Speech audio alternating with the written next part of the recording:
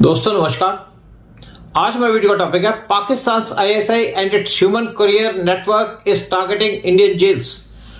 Indian intelligence agencies के हिसाब से पाकिस्तान की इंटर सर्विस इंटेलिजेंस आईएसआई वो एम्प्लॉय कर रहे हैं इंडिविजुअल्स को जो ड्रग्स के इन्फ्लुएंस के अंदर होते हैं। ये अपने आप को पोस्ट करते हैं एज मेंटली डिस्टर्ब और इन्फिल्ट्रेट करते हैं इंडिया के अंदर डिलीवर देने के लिए क्रिटिकल मैसेज सिलेक्टेड टेररिस्टों को जो इंडियन जेल्स के अंदर बंद है।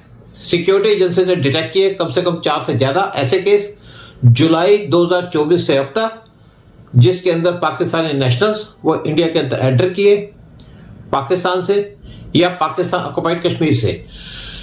इनका जो मोडस ऑपरेंडी था कि लोगों को इन्फिल्ट्रेट करना इंडिया के अंदर एज कुरियर्स और क्रूशियल कम्युनिकेशन या मैसेज दिए गए जो पाकिस्तान के टेररिस्ट जेल के अंदर बंद है ताकि उनको डिलीवर किए जाए कुछ मैसेजेस पाकिस्तान के आईएसआई से। ये जो इंडिविजुअल्स है इन्होंने बड़ा अनयूजुअल बिहेवियर दिखाया, सुपरफिशियल डिटेल्स प्रोवाइड की जब इनकी क्वेश्चनिंग की गई, जिसकी वजह से हमारी एजेंसीज को डाउट हो गया, सस्पिशन हो गया और जब इनको इंटरोगेट किया गया तो बहुत सी इंफॉर्मेशन निकली साथ में और बहुत सी भी निकलेगी क्योंकि ये लोग बड़े प्रॉपरली ट्रेंड थे और रिजिस्ट कर रहे थे इंटेंस क्वेश्चनिंग को, और जिसकी वजह से इंडियन इंटेलिजेंस को लगा कि इनके जो हैंडलर है वो पाकिस्तान के अंदर इन्होंने इनको प्रॉपर तरीके से ट्रेन किया हुआ है और स्पेसिफिक पर्पस के लिए इंडिया के अंदर भेजा है।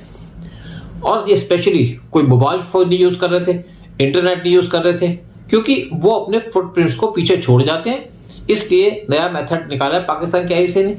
इसको अवॉइड करने के लिए आईएसआई अडॉप्ट कर रही है अनकन्वेंशनल टैक्टिक्स और रिलाई कर रही है ह्यूमन कोरियर्स के ऊपर इंस्टेड ऑफ मोबाइल फोन्स और इंटरनेट। जो इंसिडेंट थी उसके अंदर देखा गया कुछ लोग पकड़े गए जम्मू के अंदर, पंजाब के अंदर, राजस्थान के अंदर। इनका पर्पस था जेल में जाना, इंडियन जेल के अंदर जाना। उनका एक और पर्पस था कि वहां पे जो पाकिस्तान के आईएसआई के लोग बंद है जेल के अंदर उनको मैसेज देना।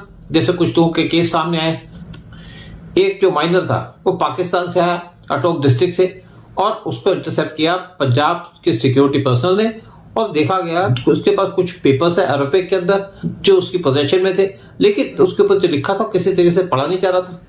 तो उसका पर्पस था कि उसको पकड़ा जाए और जेल में डाल दिया जाए और जेल में जाकर के वो जो इन्फॉर्मेशन देनी है जिसको दे पाए।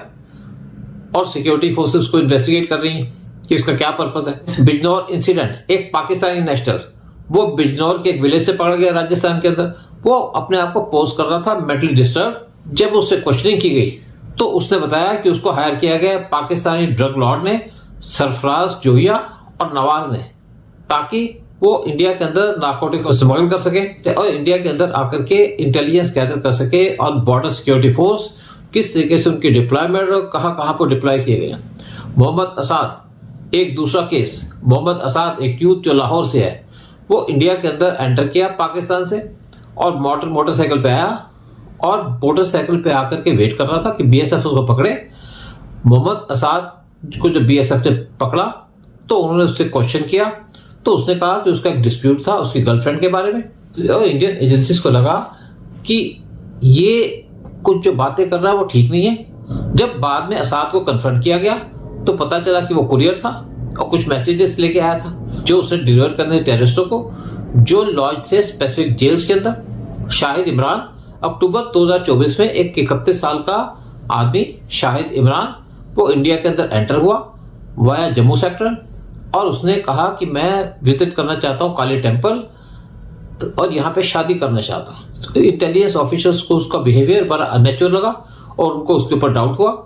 अभी एजेंसीज इन्वेस्टिगेट कर रही है कि शाहिद इमरान का क्या पर्पस है, क्या उसका रियल पर्पस है इंडिया के अंदर आने का, क्या वो काली टेम्पल में पूजा करना चाहता है या उसका कोई पर्पस है दूसरा। और उसके ऊपर शक भी है कि वो जो बात कर रहा है ठीक नहीं कर रहा, इसलिए उसको और ज्यादा क्वेश्चनिंग की जाएगी और पता चलेगा क्या पर्पस है उसका इंडिया के अंदर आने का। ऐसे ही रिलाई करती है कुरियर्स पे और एक नया मेथड उन्होंने अडॉप्ट किया। लेट 90s और 2000 के अंदर उन्होंने एक्सप्लॉइट किया था जब समझौता एक्सप्रेस चल रही थी जो रेल लिंक था इंडिया और पाकिस्तान के बीच में और उसके थ्रू यहाँ ड्रग्स स्मगल किए जाते थे और फंड्स कलेक्ट किए जाते थे, डिलीवर किए जाते थे टेररिस्ट एक्टिविटीज के लिए जम्मू एंड कश्मीर के अंदर और पंजाब में। इसको फैसिलिटेट किया जाता था बाय सो कॉल्ड सवारी ऑपरेशन।